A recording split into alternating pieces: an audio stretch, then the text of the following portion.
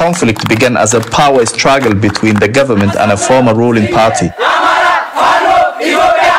Oro guduru wallagana muru jaddaga jaarte haleela milisha amara khamaqafan nojodun sochonurra rawataman mallen dabbanne jeed jiraatoti Oromia Media Network dubes lubbun namadabru horin bayen samamuf qabenyillen gubachu dubbatama yeun ingida gabas miras qaba ergama addaga Afrika Olisajon Obasajo walin bilbilan kamariyat barresal olanan dabbat mot gamtomani Antonio Guterres Ethiopia nagana kbuf abdin jirachu befis adunya waran ka Ethiopia khajotan kudana furi kudamu jirkhan dabsi surram milkof tulle naga durani sun debisani fiduni nulfatin tintal qorata gaf Afrika Alex Diwali ergama nadda gaf Afrika America David Satterfield moy mal Ethiopia goden qondalis dubis dabe jedan waltik amne sante wina Ethiopia naga busuf motumman Ertra siyasa Ethiopia jidduak bawq abu irraguddan TPLF fakegati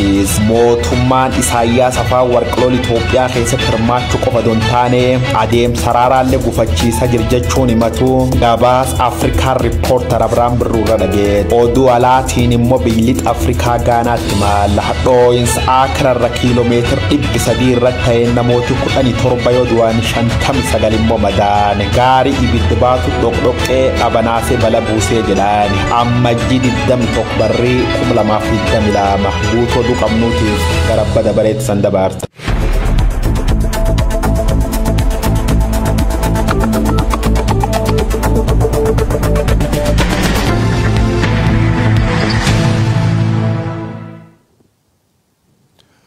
Shama kam jirtu daawwattoota Oromiyaa Media Network oduu har'aaf qabnu isinitti himna oduu kan isinitti himan yuun ingadaatti. Godina Horroo Guduruu Wallaggaa aanaalee Amuruu fi Jaardagaa Jaarteetti haleellaan milishaa Amaaraa maqaa faannoo jedhuun socho'aniin irratti raawwatamu ammallee hin dhaabbanne jedhan jiraattonni. Haleellaa milishaa faannoon itti fufiinsaan lubbuun namaa darbaa jiraachuu horiin saamamuu fi qabeenyi gubamaa jiraachuu kan himan jiraattonni weerara daangaa Oromiyaa irratti baname kana uummanni Oromoo nuuf haa beekuu jedhu. Mootummaan naannoo Amaaraa milishaa maqaa faannoo jedhuun socho'u kana itti fufiinsaan hidhachiisuuf malee hidhannoo hiikkachiisuuf karooraa akka hin qabne tibbana ibsuunsaa waan yaadatamudha. Guutuun gabaasa kanaa itti aanee dhiyaata. Weerara babal'ifannaa lafaa giddu gala godhachuun milishaan Amaaraa godinaalee Wallaggaa Bahaa, Horroo Guduruu Wallaggaa fi Shawaa Bahaatti itti fufiinsaan raawwataa jiruun aanaalee hedduu keessatti hawaasni rakkoo jabaarra bu'ee jiraachuu gabaasaa turre. Haleellaa milishaan Amaaraa maqaa faannoo jedhuun socho'u godinaalee kanneen itti raawwatuun ji'oota muraasaas lubbuun namoota dhibbootaan lakkaa'amanii darbu, horiin hedduun saamamuu, manneeniif midhaan dabalatee qabeenyi hawaasichaa guddaan gubamuu fi lafti bal'aan humnoota kanneeniin weeraramee jiraachuu odeeffannoon hawaasarraa yeroo garagaraatti nu qaqqabaa turee fi ragaan keessoo mootummaatti arganne ni mirkaneessa. Haleellaan weerara lafaa galma godhate kun ammas nurraa hin dhaabbannee jedhu jiraattonni godina Horroo Guduruu Wallaggaa aanaalee Amuruu fi Jaardagaa Jaarteetti dubbifne. Tibbanuma aanaa Amuruu ganda Cidhatti jedhamtu keessatti yoo xiqqaate namoota 15 irratti ajjeechaasuu kanneessaa raawwachuu kan himan jiraattonni kaleessas aanaa Jaardagaa Jaarteetti nama tokko nurraa ajjeesanii jedhu. Godina Horroo Guduruu Wallaggaa aanaa Amuruu ganda Cidhatti bakka jedhamutti uummata keenya finxaaleeyyiin Amaaraa buqqisuu fi ajjeesuun uummata baay'ee nu harkatti ajjeesanii namoota baay'eetu du'ee jira. Daa'imman haadholiin du'aniiti jiru. Qabeenyi uummata gubachuun manneen gubachuun itti fufee jira. Finxaaleeyyiin Amaaraa kun utuma qaamni nageenya mootummaa jiru horii uummataa oofuu kana itti fufaniiti kan isaan jiran. Magaalis sodaa guddaa keessa kan inni jiru. Uummata naannoo Cidhatti Arar Jaarsoo jedhamu kana bakka kana jiran manatti naqanii jimilaatiin bakka tokkotti hanga nama 10 olii kan isaan gubanii. Maqaan koo Mul'ataan jedhama. Bakki keenya Horroo Guduruu Wallaggaa Jaardagaa Jaarteedha. Gara keenya kana nama ilma hammaate akka jaldeessarree horiirra midhaan irraa oofanii deebisu. Kun garuu hin hammaate baay'ee. Waraana qindaa'aadha waraanni sirraan waraanaa jiru. Waraana mootummaa Amaaraati. Faannoo ka jedhamu naannoon keenya daangaa Amaaraa fi Oromiyaa ka jedhamu laga Abbayyaatti taanee jirra. Achiin baanii isaanis sarraa waraana baranii mucaa tokkoon wal ajjeesan. Naannoo Cidhattiitti gammaatti nama 15 jedhanii. Haleellaa gandichatti raawwatamerraa namoonni lubbuun oolan yeroo ammaa qe'ee ofirraa buqqa'anii magaalaa Amuruu buufatanii jiraachuu kan himan maddeen odeeffannoo OMN qabeenyi isaanii guutummaatti saamamee kanaafis gubamuu ibsaniiru. Aanaa Amuruutti yeroo haleellaan garee milishaa faannootiin raawwatamutti qaamni mootummaa neetwoorkii balleessuun hawaasni haala mudatellee dhagahee akka waliif hin birmanne danquu ibsan. Qaamni mootummaa hidhannoo nurraa hiikuun haleellaaf nu saaxiluurraa eegalee hanga ulaa quunnamtii cufuun hawaasni rakkoo mudate dhagahee akka waliif hin birmanne taasisuutti dabanurratti raawwataa jiruun ifatti gochicha keessatti qooda fudhataa jira jedhu. Neetwoorkii mootummaan neetwoorkii balleesseetu kan inni kana hunda raawwachiisee erga taateen kun ta'ee uummanni buqqa'ee lubbuun namoota hedduu darbee booda kan neetwoorkiin gadhiifame. Qabeenya saamanii qabeenya saamuus laa barame amma horiin fudhatu midhaan immoo Afis ta'u hundumaan immoo gubu. Achiisin kaasna jedhaniituma uummatatti silaa mootummaan qabeenya irraa eenyu meeshaarraa funaaneera isin kaasna maa hidhabdaniin taa'ina isin tirumaa abdiin qabdan jedhanii bilbilaan hin doorsisu namoonni homaa wanti duuba deebisaan jedhu waan hin jirree fi uummanni rakkate asiin aanaa Amuruu aanaa jaarteetii gadi halkan karaa rafuu hin qabnu hin sodaannan baqanna dhufa waraanni mootummaa yommaa dhufu ijoollee sassaabee dargaggeessa ka fakkaatu sassaabee fuudhee mana hidhaatti naqaa reeba jaarsa reeba jaartiin reeba midhaan isaanii seela guyyaa tokko gaafa dura taateen kun ta'e namoota 5 ajjeesanii turanii warri sun dhufanii gaafa sana birmannaadha jedhanii dhufanii midhaan namaa gubanii galanii isaan ofuma isaanii mana yaalaa horii otoo hin hafiin mana yaalaa horii gubaniitti galanidha. Haleellaan kun gama Shawaa Bahaatiin isitti fufee qe'een Oromoo Karrayyuu guyyaa guyyaan weeraramaa jiraachuu ibsu jiraattonni weerara kanaan gandoonni aanaa Fantaallee hedduun hidhattoota naannoo Amaaraatiin to'atamanii jiraachuu ibsuun weerarri kun keessumaa erga abbootiin gadaa fi miseensonni jila gadaa Karrayyuu ajjeefamanii as hammaatee jiraachuu OMN itti himaniiru. Weerara babal'ifannaa lafaa naannoon Amaaraa daangaa Oromiyaa sarbee hidhattoota isaa bobbaasuun nurratti raawwataa jiru kana Oromoo hundinuu faa beekuu kan jedhan namoonni godina Horroo Guduruu Wallaggaatii OMN'f yaada kennan dhimmichi waa'ee birmadummaa daangaa ofii kabachiifachuu ta'uu hubachuutu barbaachisaan dhaamsa isaaniiti.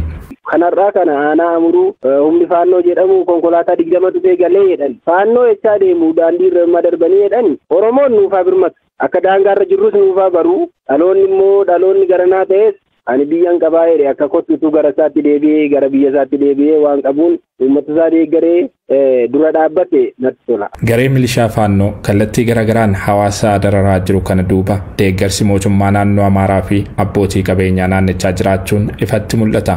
Mootummaan naannoo Amaaraa garee milishaa yakkoota suukanneessoo kutaalee biyyattii garagaraatti raawwateen himatamu kana cimsuu malee hidhannoo hiikkachiisuuf karoora hin qabu jechuun sibbana ejjennoo isaa ifatti beeksisuunis waan yaadatamu.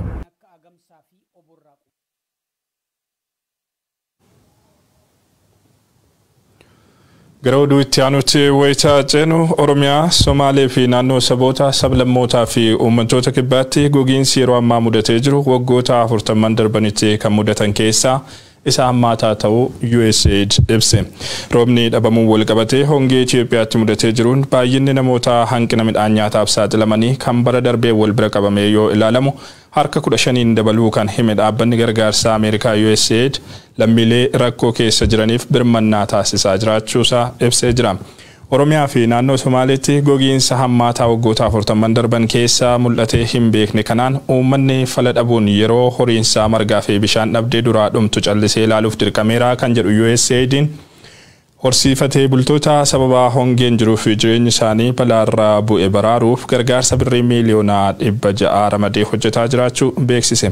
Oromiyaa fi kutaalee biyyattii hongeen hubamanii jiran tokko tokkotti waggoota 4 darbaniif roobni gahaan akka hin turre dubbatu jiraattonni iddoowwan hongeen hamaan kun itti mudate keessumaa hawaasni horsiisee bulaa jiruuf jireenyi isaa balaa jalatti kufee jira. Horiin qabeenya hawaasichaa ta'an hedduminaan dhumanii jiru. Hongeen kun gara beelaatti cehuun lubbuu namaallee gaaga'uu eegaleeti kan argamu. Keessumaa godinaalee kibba bahaa Oromiyaatti kan hammaate balaan kun Boorana, Baalee Bahaa, Gujii lameenii fi Karrayyuutti gaaga'ama hamaa hordofsiisuun jireenya hawaasichaa qormaata jabaaf saaxilee jira. Gara godinaalee Harargeettis babal'achuu akka danda'u tilmaamameera. Hammam dhaabbileen akka USAID hawaasa balaa hongee jala jiruuf birmannaa taasisaa jiraachuu ibsanis iddoowwan hedduu gargaarsi qaqqabaa akka hin jirre komata hawaasni. Iddoowwan gargaarsi qaqqabettis birmannaan taasifame hawaasicha baraaruuf ga'aa akka hin taane ibsameera. Keessumaa xiyyeeffannoon qaamni mootummaa dhimmichaa fi kenne laafaa ta'uun komii jabaa uumeeti kan argamu. Qaamni mootummaa birmannaa gahaa gochuu dhabuun cinatti hojii of eeggannoo dursaa hojjetamuuf maluun hawaasa kana baraaruuf tattaaffiin taasisa jiraachuu dhabuu fi erga hongeen kun mudatees rakkoon kun beekamee birmannaa malu akka hin arganneef danquun gaagama hawaasaa mudate hammeesseera jedhamuun komatamaa jira.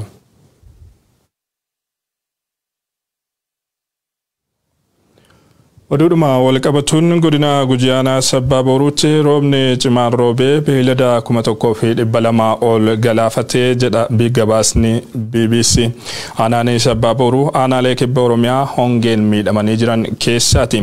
Itti gaafatamaan waajjira hooggansa sodaa balaa fi kaafamtoota misoomaa godina Gujii obbo Liiban Dabbasoo aanaalee godinni Gujii qabu keessaa 7 aanaalee gammoojjii ta'uu ibsuun aanaaleen kunniin keessatti roobni ganna hin turre jedhan roobni hagayyaas ni hafe sababa kanaan hongeen miidhaa jabaa geessisee jedhu yaada BBCf kennaniin. Hanga ammaatti godinichatti qofaa sababa hongeetiin beeyladni 23 caalan akka dhumanii fi 65 kan ta'an ammoo deeggarsa namaatiin kan lafaa kaafaman ta'uu dubbatanii jiru. Roobni guyyaa lamaan dura roobe aanaalee hedduu keessatti horii hongeen miidhee jiru kan hedduu ajjeesee jira. Aanaa Sabbaa Booruutti qofaa sababa rooba dheengaddaa kanaan beeyladi 1,205 caalan dhumanii jiru. Lafti qonnaa jallisiin oomishamaa ture hektaarri 103 manca'eeraa jedhan. Ragaan kun kanaanaa tokko qofti kan walitti qabame ta'ulleen sababa rakkoo kanaatiin aanaalee akka Gumii Eeldalloo, Goorodoolaa fi aanaalee gammoojjii biroottis miidhaa wal fakkaatu akka gahe himan. Beelladi sababa roobaatiin du'an kun kan miidhaa bonaatiif jecha rooba irraa hafuu dadhaban yoo ta'u iddoowwan kaanicha ammoo lolaadhaan kan fudhataman ta'us eeree jira. Ragaa hanga ammaatti qabnuun aanaalee godina keenyaa keessatti namni 200,000 fi 38 caalu gargaarsa midhaan nyaataa hatattamaa barbaadu haalli hongee ammallee ulfaachaatuma deemaa jedhan. Beelladi miiliyoonaa walakkaatu ammoo deeggarsa nyaataa fi qorichoota adda addaa akka barbaadu aangaan kun himanii jiru. Gargaarsi namaa fi beelladaaf dhihaatu hamma miidhaa gahee wajjin kan wal hin madaalle akka ta'ee fi qaamni dhimmi ilaalu hundi lubbuu beelladaa fi miidhaa namarra gahuu malu hir'isuuf deeggarsa akka taasisaniif waamicha dhiheessan obbo Liiban.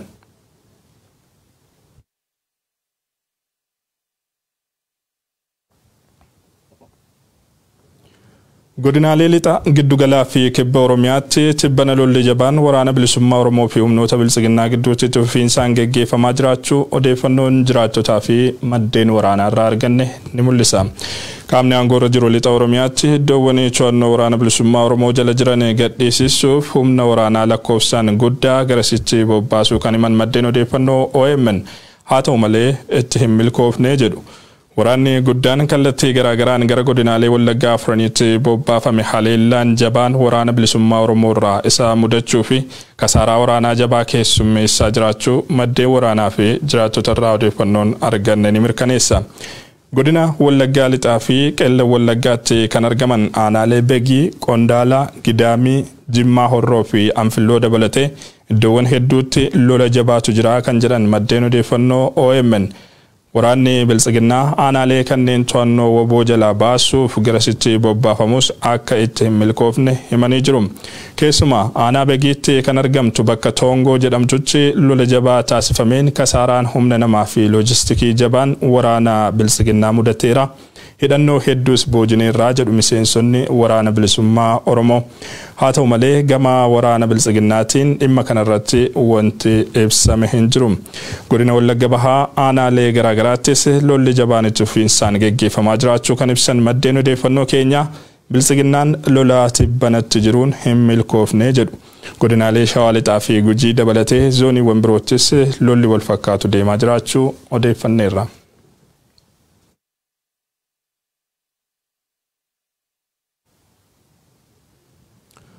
Oduu keenya ichaanuun ergama addaa gamtaa Afrikaa Olusegun Obasanjoo waliin bilbilaan kan mari'atan barreessaa olaanaan dhaabbata mootummoota gamtoomanii Antonio Guterres Itoophiyaatti nagaan akka bu'uuf abdiin jira jedhu. Haa ta'u malee addunyaan waraana kaaba Itoophiyaa ji'oota 14 godhamaa jiru dhaabsisuutti osoo milkoofte illee biyyattiitti nageenya waaraa deebisuun ni ulfaataa jedhu xiinxalaa fi qorataan gaanfa Afrikaa Alex Deewal gama isaaniitiin. Itoophiyaatti haasawaa nagaa qofa osoo hin taane nagaatu barbaachisaa kan jedhan Alex Deewal yaalii Ameerikaa fi addunyaan Itoophiyaatti nagaa buusuuf godhaa jiranii fi adeemsa Abiy Ahmed irratti xiinxala bal'aa qopheessanii jiru. Guyyoo Waariyoo xiinxala kanarraa waan qopheesse qaba. Government has been fighting the TPLF for more than a year amid ethnic and tribal tension. Ergamaan adda United States hagaaf Afrikaa David Satterfield dhimma nageenya Itoophiyaa irratti dubbachuuf fuula adii sababa addeeffachuu hordofee wantooti afuriifan mul'achuu eegalan hidhamtooti siyaasaa muraasi gad lakkifaman Abiy Baahidaniin mata jabaachuu diqqeessuu yeroo jalqabaatiif bilbilaan mari'atan EBC waaltaa faanaaf OBN faalleen barbadeessuu burkuteessuurraa yeroo jalqabaatiif afaan nagaa dubbatan ergamaan adda gamtaa Afrikaa bilisummaa maqaleetti malak deebi'uuf biyyirree eeyyami kennamee farra guddaan dhaabbat biyyoota gamtoomanii Antonio Guterres immoo waraan Itoophiyaa dhaabsisuuf abdii qabnaa jedha The Peace Talk jedhuun haasawu nageenya jechuu isaaniiti. Ethiopia's civil war, currently one of the most brutal conflicts on earth. Waa'ee gaafa Afrikaatiif Itoophiyaa irra yeroo dheeraa barreessuuf qorachuun muuxannoo olaanaa haqa Profeesar Alex Deewal immoo Itoophiyaan haasawu nagaadun taane naga barbaaddi jedha. Ethiopia need peace more than peace talk. Xiinxal dheeraa barruu responsible statecraft jedhamerra barreeffamu waabeeffachuun dubbii waraan Tigraay caala biyyattiin beesse tokko baankiin qabdi jechuun haasa'u satteeyyaat. Waraan kaab Itoophiyaa kanaannoo ji'oota 14 oliif marroof biyya Dabratsiyooniif Isaayyaas afaan Waaraq akkasumallee faannoo Amaaraatiif dirooni warra raboota jidduu godhamu lubbuu qulqulloota hedduu nyaachuun miiliyoonota beelaaf dhiibba mirga namoomaatiif saaxileen loltooti lafoo kilaashiif marfii wal qoraasuu dhaabanillee indeeqee United Arab Emirates Taarkiif Iraan irraa biyya ergifachuu woboof TDF bobbaas qulqulloota hedduu nyaachaa jiraachuun addunyaa akkuma yaaddessite jirti. Including mass killings, the use of starvation and rape as a weapon. TPLF imal kiiloomeetiroota 500 duub haleella diroonii harra godhamteen of duub deebi'uuf dirqamtullee loltooti Biraanuu Juulaa immoo maqaleetti malu akka fedhiin qabne beeksisuun sibaat nagaafa gad lakkisanillee Itoophiyaan nagaaf tasgabbii duraanii sunti deebi'uun itti ulfaata jedhe Profeesar Alexis wantoota shanka biyyattiif rakkoo ta'anitti fuuf jedhuun akkana firfirse xiinxale tokko waraan bilisummaa Oromoo qofa don taane uummati guddayyaan biyyattii Oromoo jedham Abiy keessa dhuuf Abiyyi rabdi waan kutateef naga fiduu rakkisa ta'uu lama Abiyyi immoo Jawaar dabalatee hidhamtoota siyaasaa gad lakkisuun finxaalayyaa Amaara waraan kaabaatti soofa turtu waan mufachiifteef rakkoo nageenya ta'anitti fufuu jedha haan dubbi dirooniiti jedhu bar faranjoota 2022 hamkee jirkan kee qof haleella risa araboota kanaan kaab Itoophiyaan namoota 108 dhumoo United Nation machaa ture Isaayyaas afaan warqimmoo TPLF guutuma guutuu balleessuun karoorisa waan taateef dabri qaamoleen basaas Itoophiyaatiif gamisilixi Tigraay harkisa jal waan jirtuuf Abiy nagaatti amane dhiisullee Isaayyaas tanatti akka gammachuun qabne haasawu Isaayyaas dhiyootan TV biyyattii rakkeen haasuun namichi Itoophiyaa irratti haaloo ba'uuf karoor qabata akka hin fixatin dubbata. A message to Ethiopia's Prime Minister Abiy Ahmed from hundreds of mostly young ethnic Oromo men.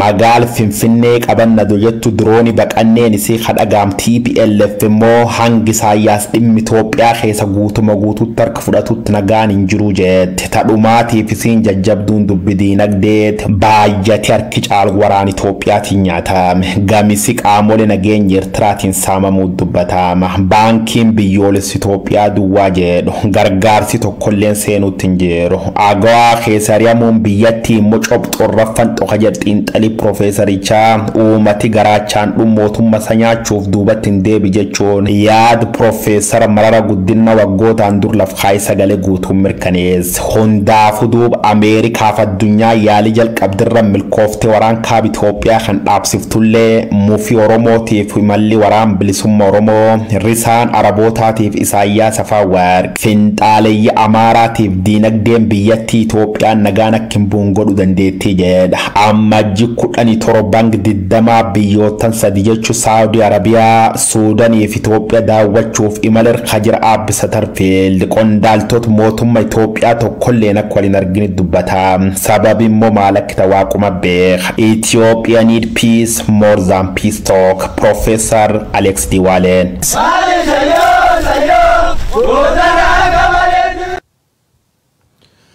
Gama biroon qondaalonni waraanaa Bilisiginnaa fi humnoota Tigraay walitti dhaadataa jiru.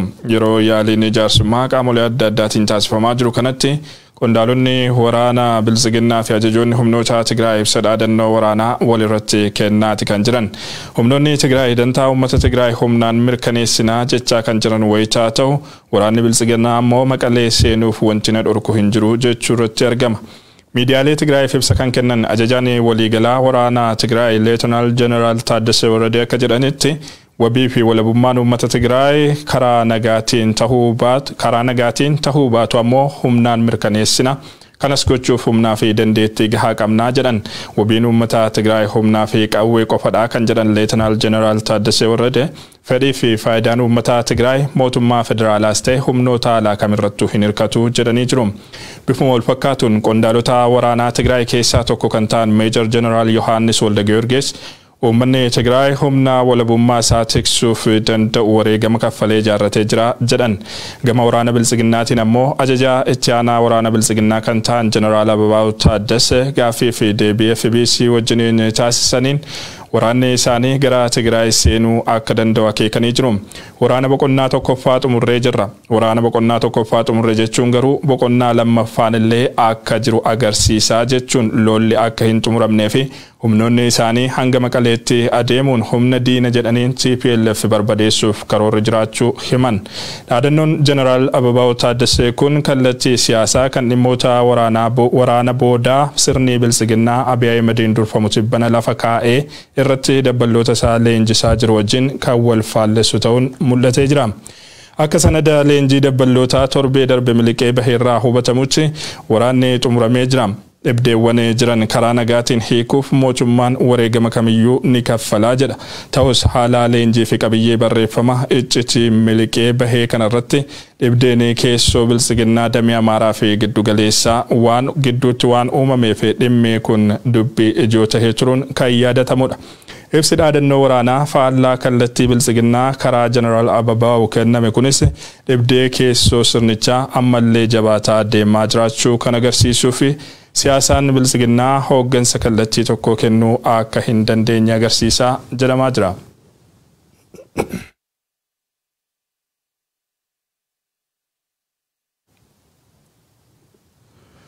Oduu keenya itti aanuun Itoophiyaatti nagaa buusuuf mootummaan Eertiraa siyaasa Itoophiyaa gidduudhaa bahuu qabaa jedhame. Mootummaan Eertiraa lola keessatti hirmaachuu qofa osoo hin taane adeemsa araaraallee gufachiisuu danda'a jedha gabaasni The Africa Report. Abrahaam Birroo bal'inaan isinitti hima. Erga bilisoomtee biyya taate waggoota kurnan sadi kan cufte Eritiriyaan waraana idil addunyaa baay'ee irratti hirmaattee jedhama. Waraana xixinnoo ka daangaa ka Sudaan waliin taasifte darbi immoo Jibuutii akkanumallee Yemen waliin goote haga waraana guutummaan keessatti hirmaatte waraana Itoophiyaa ammaatti. Maraatummaan kutaa baha Afrikaa gooluu akka biyyaatti ishee waliin guddate kun Eritiriyaa waggootaaf qoqqobbii dinagdee walirraan cinneef saaxilee biyya sanaa fi uummata deegatti kennee jira. Michummaan bulchaan biyya sanaa Isaayyaas Afwerqii Abiy Ahmed waliin tolfate maqaa biyyattii jijjiiruuf hiree banullee Isaayyaas garuu irruma caalaa nama naannicha gooluu akka ta'e ifatti saaxilamee jedha The Africa Report. Hammeenyi humnoonni isaa Tigraay keessatti raawwatan kanaaf ragaadhaa jedha. Eritiriyaan ofii ishee lammiilee 10,000 lakkaa'aman waraana Tigraay keessatti dhabdee jirti. Kun galma Eritiriyaa ijaaruu qabaate osoo hin taane haaloo fi fedhii nam tokkicha Eritiriyaa bulchuutiin waan ta'ee jedha barruun kun. Akka jaarmiyaaleen mirga namoomaa addunyaa baay'een ragaaleen deeggaranii ol ka'anitti waraanni Eritiriyaa lammiilee nagaarratti yakkoota garjabinaa hedduu hojjete. Itti yaaduunis qabeenya mancaase. Dhaabbilee dhuunfaa fi uummataa diige. Dubartootas gudeede. Kunis kan ta'e heeyyama Abiy Ahmedii fi tumsa finxaaleeyyii Amaaraatiin jedha barruun kun. Isaayyaas duraan humnoota Amaaraatiin akka masaanutti wal ilaalu lola Tigraay kanaan michuu isaan godhate. Lixa Tigraay heera mootummaa malee humnoonni Amaaraa akka dhuunfatan loltoonni Isaayyaas Afwerqii immoo kaaba lixaa fi baha Tigraay to'atanii akka jiran gabaasni kun ni eera. Tumsi Isaayyaas Abiyyi fi humnoota weerartuu Amaaraa waliin tolfate galmisaa lamaa jedha xiinxalli kun. Ka jalqabaa TPLF balleessuun akka lammata Itoophiyaa keessatti humna jabaa hin taane gochuu ofii isaa immoo humna cimaa gaanfa Afrikaa ta'ee ba'uudha. Abjuun Isaayyaas Afawarqii kan lammataa sirna federaalawaa sabdaneessaa Itoophiyaa diiguudha. Sirna federaalawaa Itoophiyaa ka tolche TPLF jedhee waan yaaduuf kana abjootaa jedha gabaasi kun. Kana gochuudhaan Itoophiyaa biyya salphoo Eritiriyaa immoo biyya jabduu naannawa kanaa godhee ijaaruu barbaadaa jedha The Africa Report. Humnoota finxaaleeyyii Amaaraatiis ka Isaayyaas Afawarqiitii walitti michoomsee jibba Federeeshinii Itoophiyaatiif qabanii fi TPLF akka diina walotti lakkaawwachuu isaaniiti jedha. Hariiroo walxaxaan humnoota kanneen gidduu jiru lola kana yoo hammeesse malee nagaa buusuu akka hin dandeenye kan xiinxalu The Africa Report Abiy Ahmed dhiibbaawwan hawaasa addunyaa fi qoqqobbii irra jiruun araaraaf fedhii qabaachuu malaa jedha. Garuu immoo nama mataa jabaatuu fi dantaawwan hedduu herreeggatee waraana kanatti seene Isaayyaas Afawarqii haga lola keessaa harka qabutti nagaan fullaan naannoo kanatti yaadamuu jedha. Kanaaf jedha barruun kun nagaa fullaa fiduuf Isaayyaas Afawarqii waraana Itoophiyaa keessaa ba'uu qabaa jedha The Africa Report. Oduu keenya xumuraatiin kutaa lixa biyya Gaanaatti balaa ibiddaa uumameen namoonni 17 yoo du'an kanneen 60 dhiyaatan ammoo miidhamanii jiru.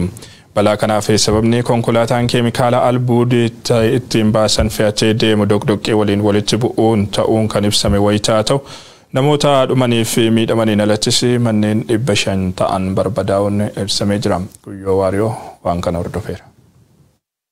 Because he knew the truck was carrying explosives, he proceeded to run away from the truck. Gaana konkolaataa meeshaa keemikaala albuuda ittiin baasan baatee deemu dhoqdhoqqee bu'ee lubbuu namoota 17 galaafatee jedhaan viidiyoo fuul miidiyaa hawaasarra maxxanfamuun nulleen Aljazeera irra ilaallanne konkolaataan bobaa albuuda ittiin baasan feeguluuf booda yookaan dhoqdhoqqee dhabanaasuun ibiddi hamaan uumaminaan balleessee jedhaan balaa dheed Boogos magaal guddoo biyyattii Accra irra kiiloomeetira 300 yookaan maayilii 180 irratti jedhanii namooti 17 dhumuun 59 immoo madaan. The explosion happened and the images we are seeing started to emerge after the explosion. Hammaleelle manneen uummata lakkoofsaan 500 caalan ibidda kanaan barbadaa'u kan ministeera odeeffannoo biyyattii Ab Kojo Obonko Nukuru reef namoota 10 iltiyyaan argee jedha. Balaan kun lafa albuuda Chirago Gold Mine jedhamirra kiiloomeetira 400 gubbaa dhalachuu ka dubbatu poolisiin biyyattii warri lubbuun afimanii jala gubateef daa'oo ta'uu qabna manneen barnootaatiif bataskaan bana godha jechuun waamichi dhiyeesse. Biyyoota lixa Afrikaa keessa balaan akkana huwwan baratamu yoo taatu ji'oota lamaan durallee Siraaliyoon dhooyistaankari beenzila yookaan boba'aatiin namoota 100 caalan ijjeefamu gabaasne turre. Crowd of people had gathered near a fuel tanker that had been involved in a collision. Gaafasille duub gaarii yookaan konkolaataa boba fe'ee gulufuun modhokkor wal harkis dhibiin fuul kee wal dhoof gulubsiisaa rochoo kana konkolaataa fuul dura dhufir miliksuuf jennaan areedaan laf waraanee mucucaachuun furaan furundoodha. Lafti mudaan tunitti galte magaal guddoo biyyattii Freetown jiddugal gabaya koomeetiraa konkolaataan itti baay'atu waan taateef namooti dhumaan hammaleelle nadheeniif ijoollee dabalatee ilmaan namaa lakkoofsaan 100 caalan miidhamuun hospitaal seenuu gabaasne tur. Accra Gaanaatti balaan ibidda lubbuu namoota 17 nyaattee jedhan. Witnesses looked at the towering flames in disbelief. Walumaa galatti oduun har'aaf qabnu kanneen turan daawwattoota Oromiyaa Miidiyaa Neetwoork waan waliin turtaniif galatoomaa isiniin jenna qophiileen OMN itti fufu.